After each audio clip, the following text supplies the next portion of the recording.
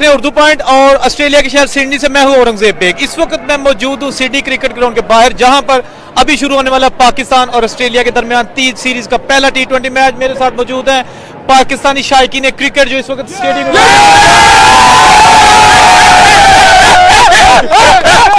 अच्छा, क्या कहना चाहते हैं टीम को?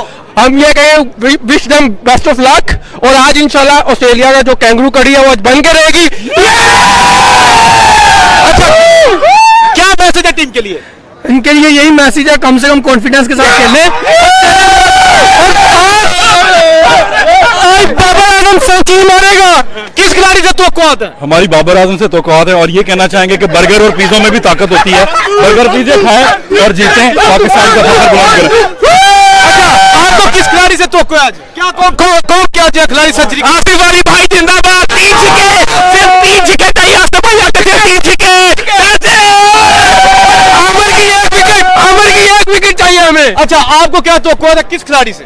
हमको सबसे जी बड़ा अच्छा जवाब है, हमको सबसे तवक्कुआ है। अच्छा, कौन ऐसा खिलाड़ी है जो चाहता है कि मोहम्मद आमिर आज कम से कम 3 खिलाड़ी को आउट करे?